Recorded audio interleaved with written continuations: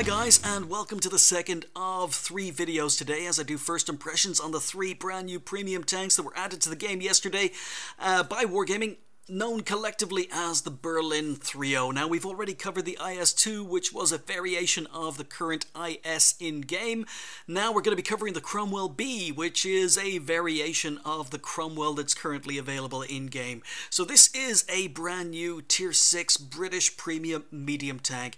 And I have to say, once again, Wargaming's design department have outdone themselves because this tank looks absolutely amazing. The Cromwell B was a variation of the Cromwell used in North Africa by the Desert Rats, and you can see that here with the Desert Rats insignia on the front of the tank. But look at the detailing. I mean, I love how worn and how weather worn the tank looks. Close up, you can see the dents, the scratches that combat in the desert has done. I love the detailing. I love the added details, the boxes, the pouches, the spare wheel, the jerry cans. On the back of the tank, you've got a first aid kit and another Desert Rats insignia. I think the modeling for this tank has been absolutely stunning. In fact, all 3 tanks look very, very good. So hats off to Wargaming for that. I love driving tanks that look well, and the Cromwell B is another tank that looks absolutely fantastic. But I suppose the main question you guys want to know is how does this tank actually differ from the Cromwell that's currently available in-game? And to cut a long story short, it's better. Yes, this is a premium tank that is better than an in-game version of the same tank. Yeah, I don't know what Wargaming were thinking, but it is better. If it's not better than the in-game version, then it's exactly the same. These tanks get the same amount of hit points, they get the same speed, they get the same reverse speed, they weigh the same. There is a slight difference with the signal range. The signal range on the Cromwell B is, surprise, surprise, better. You've got 570 meters compared to 550 on the in-game Cromwell. The armor, there's a slight difference on the armor as well. Yes, technically the Cromwell in-game is better armored. The Cromwell B has less front and rear armor. It gets 0.5 millimeters, yet not even 1 millimeter, but 0.5 millimeters of less frontal armor. It gets 0.2 millimeters less rear armor. Yeah, 0.2. So yes, you can argue that the front and rear armor is worse, but it's a Cromwell. It has no armor in the first place. But then for some inexplicable reason, the Cromwell B happens to have 11 millimeters of extra side armor. So the hull is actually better armored than the Cromwell in-game. And now again, it's not fantastic. It means that even though the Cromwell B gets 43 millimeters of side armor, it's still terrible. It means that the tank really doesn't have very much armor in the first place. Armor counts for nothing. They have exactly the same turrets. They have the same engines, the same engine power, but you get 50 degrees per second traverse speed on the Cromwell B compared to 36 degrees per second on the Cromwell. The Cromwell is fast and maneuverable, but the Cromwell B has it's got 14 degrees per second faster hull traverse. It's just incredible. And then you get much, much better terrain resistance on the Cromwell B. The terrain resistance is almost twice as good on the Cromwell B as it is on the Cromwell. For example, 0.5 hard terrain resistance versus 0.9 on the in-game Cromwell. 0.6 medium terrain resistance compared to 1 on the in-game Cromwell, and 1.5 soft terrain resistance versus 1.8 on the in-game Cromwell. So the terrain resistance is better on this tank. It turns faster. They have the same view range, so there's no nerf there. They have exactly the same gun. They have exactly the same DPM, the same reload, the same accuracy, the same aim time, the same gun depression, the same rate of fire. It's basically the same tank, but improved in a few areas. So yeah, if ever there was someone who wanted to make a debate or an argument against Wargaming and the fact World of Tanks is pay to win, they could always point out the Cromwell B. I'm being cynical here, but Yeah, Wargaming's philosophy has always been to make premium tanks not quite as good as fully upgraded tanks of their own tier, but better than stock. And the Cromwell B does not fall into that category. This is a premium tank that you can buy for money that basically is better than the Cromwell in-game. I don't understand. Maybe it's a change in direction. Maybe it's a change in philosophy. I hope not. I hope that this is a blip on the radar, but yeah, I'm really hoping future premium tanks are better than tanks that you can get in game. But anyway, let's get back to this game, because this was my ace tanker in the 10 or 12 games I played in this tank last night, and it wasn't a fantastic ace tanker. It wasn't a fantastic game. The Cromwell is kind of a strange tank, actually. You either love or hate the Cromwell. Quite often, I mean, I see a lot of people praising the Cromwell, saying it's a great tank, but quite often you'll see forum posts about from people talking about how poor the Cromwell is, and that's mainly down to inexperience. I think the Cromwell is one of these tanks that basically suits an experienced player. If you're an inexperienced player, I don't think the Cromwell is a good tank, because the tank is so quick. You can see I'm doing 65 and doing it with full speed here, 65 kilometers an hour to get into position early. This game actually is very similar to a game I put up recently, the M71 Bulldog ace tanker. This is another ace tanker, but and I make mistakes in this game too. But as I was saying, the Cromwell, it usually isn't played very well by inexperienced players, because the speed of this tank gets it into trouble. So players tend to play it, or new players tend to play it too aggressively. It's got no armor, and as a result, the speed gets them into trouble and they die early. The other problem is that even though the gun is great, I think the gun is great, 175 millimeters of penetration, or 145 millimeters of penetration, 135 alpha damage. So that's a gun that's good enough to go through the sides and rear of tanks, and you're in a medium tank, so that's what you're supposed to be doing. Oh, our VK just got taken out big time there.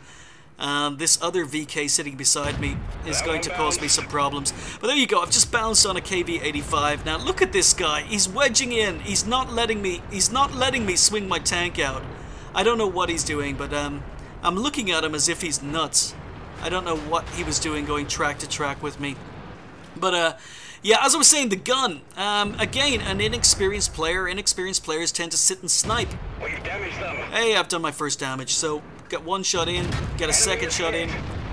But an inexperienced player might sit and snipe in a Cromwell, and as a result, shooting this gun at distance, sniping with this gun, it's not very good, because the alpha damage isn't good and the penetration isn't good. So a lot of inexperienced players do find it quite difficult to play the Cromwell, because it can't be played too aggressively, it can't be played too passively. A nice ambush on the Hellcat, and again, shooting on the move. So track the Hellcat in place, shooting on the move. The Cromwell B has exactly the same problem. Oh, second kill coming up. There we go.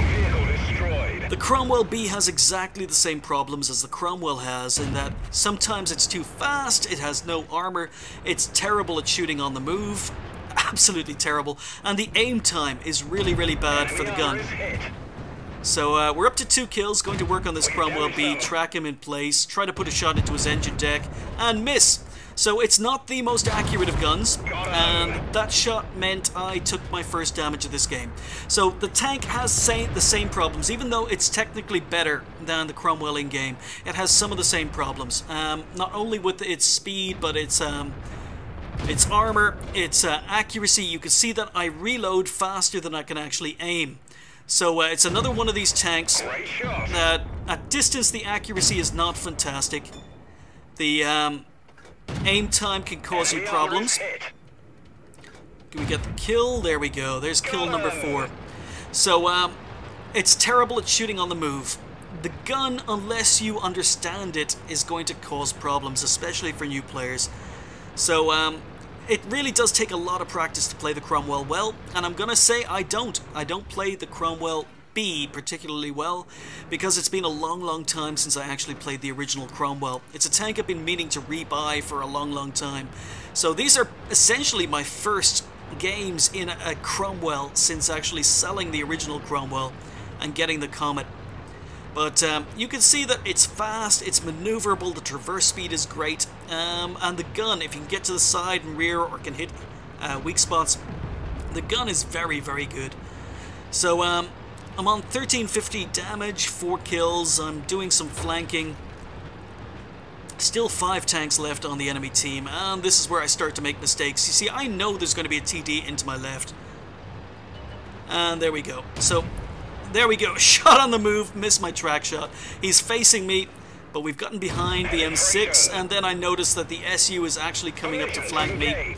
So, this is probably a mistake. I probably should have engaged the SU. And there we go. I've just lost basically over half my health. This SU-100 put a shot into me, 441 damage. The KV-1 turns around to deal with me. I've got to get out of there. So 3 tanks left on the enemy team, but you can see the speed, the maneuverability allows you to get out of that very, very tricky situation. As I said, I didn't want to be caught between an SU-100 and a KV-2, and if I'd been thinking clearly, I probably would have just rushed the SU-100 and tried to get behind him. But because I didn't, I ended up taking a shot anyway. So if I'd rushed him, I might have taken a shot, but at least I would have been in a position to kill him. I didn't do that, so mistake number 1 by me. This is my second mistake. I wait and I delay because I'm looking for kill number 5, waiting to see the lower glacis, and I'm a millisecond too late with my shot. So I didn't want to load a premium round. I didn't think I'd be able to pen the KV at that angle. So yeah, maybe I delayed too long. And third mistake coming up. Yep, I haven't finished my mistakes yet. This actually still surprises me when I was watching the replay. This one still really surprises me. The M44 doesn't have... I played the M44. It doesn't have very good accuracy. It doesn't have very good aim time. And this guy isn't looking at me. He isn't even looking at me. So he was... From aiming at across the map, he's able to lower his gun, dirt me in the face without aiming, and I know that the aim circle on that tank is absolutely huge from having played it myself. So yeah, in chat, who needs to aim? I wouldn't have sat there. If he'd been aiming at me, I would have reversed, but because he wasn't aiming at me, I thought I'd have time to fire a second shot. It turns out I didn't, so I die, we end up winning the game, and that's pretty much it. So perhaps not the best game in the Cromwell B, but it's my first ace tanker, so it has to go up on the channel. But yeah, I think maybe there's a reason I got an ace tanker in this game, and that's because of the XP. The XP was not particularly high. I think this tank is very, very good, and I would have expected the XP to be a lot higher, or the XP requirements for an ace tanker to be a lot higher. But I think because a lot of YouTubers got a sneak peek at the Cromwell B, they got to play it on press accounts, and they gave it very, very glowing reviews. I think a lot of people went out and bought Cromwell Bs. I saw a lot of Cromwell Bs yesterday. Far more Cromwell Bs than I saw Rudies, or far more Cromwell Bs than I saw IS2s. So I think a lot of people went out and bought this tank on the recommendation of previews that were done of the tank, and as a result a lot more people are playing it, and it's a lot easier to get an ace tanker. I've got a sneaking suspicion as time goes on and better players are playing the Cromwell B that the XP requirements for an ace tanker are going to go up, but the game wasn't too bad. I did make mistakes, but almost 1754 damage, 4 kills. I could have had more damage, could have had more kills, but made a couple of major mistakes at the end of the game. I fired 25 and only hit 17, so the Cromwell has a couple of issues with its gun. It's not a sniper, because at range the accuracy isn't that good.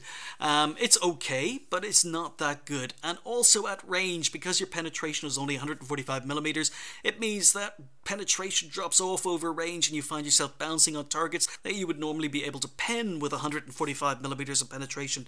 So 25 hits and only 25 shots and only 17 hits. Another problem with the gun is it's terrible at shooting on the move, just like the in-game Cromwell. Shot dispersion on the move while you're driving the tank is absolutely awful. So we hit 17 of the 25, we penned 15. That was okay. The damage was okay, and I picked up 1218 assistance damage, and again that was okay. Big part of my ace tanker was the assistance damage. So yeah, I mean, it was a good game, but I expect suspect that it's going to get a lot harder to ace this tank in future. Because I wasn't firing any premium, we made 52,000 credits, so this tank will make you money. But the thing is, most tier 5s and tier 6s will make you money anyway, and I don't think the Cromwell was making me as much money as some of the other tanks I was playing. So yeah, it's a money maker. You'll find it very hard to lose money in a Cromwell B, but it's in the sweet spot where a lot of regular tanks in-game also make very good credits at tier 5 and tier 6. It wasn't my first game of the day, I'm sad to say. It was probably closer to my 10th, but 1,663 XP. Again, premium tanks, you get your premium tank bonus and 2,000, just over 2,000 XP overall. So overall, my first impressions of the Cromwell B are extremely positive, and again, I'm a cynic. I like being cynical, and it's a reskin of the tank in-game, and it's actually better than the Cromwell in-game. And on that basis, it's probably worth trying to get your hands on it. A lot of people, a lot of other YouTubers who managed to get their hands on press accounts before the tank was released and got reviews out before it was released said pretty much the same thing. It's better than the in-game Cromwell, but I don't think you should buy it on that basis. You see, the Cromwell is a very, very tricky tank to play, and it's a tank that only suits people who like medium tank gameplay, people who are experienced, and an inexperienced player in a Cromwell is either going to play it too passively or too aggressively, and there's a very, very fine balance when it comes to playing the Cromwell. And to be honest, it's a balance I haven't quite found myself yet. It's been a long, long time since I played the Cromwell, so I was getting into trouble. The speed was getting me into trouble. I've been making mistakes in the tank, and I forgot that there's 0 gun depression over the rear of the tank, so I basically was in a 3v1 situation in one game last night, and I killed 2, was about to kill the third. It was a TD. I got to his rear, and then suddenly realized that I had no gun depression over the back of my tank, and as a result couldn't hit him. He managed to turn around and kill me. So I'm relearning the Cromwell, or I'm relearning the Cromwell B. It's a tank I haven't played in a long time, but yes, it's a very unforgiving tank. It doesn't forgive mistakes. If you make mistakes in a Cromwell, you don't have the armor to support you. Your armor will get penned, you will lose hit points. You don't get a lot of hit points, you only get 750, so a lot of tier 7 tanks, a lot of tier 8 tanks are going to be able to 1 or 2 hit kill you.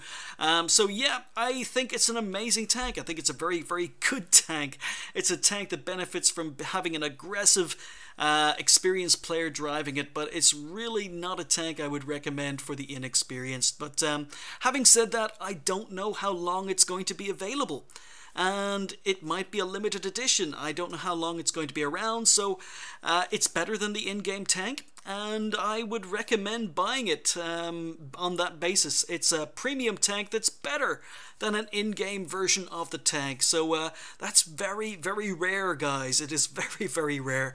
Wargaming's philosophy has always been to make premium tanks slightly better than stock versions, slightly worse than fully upgraded versions, and the Cromwell B does not fit into that category. It's better than the in-game Cromwell. It's a very, very good tank. My first impressions are very, very positive.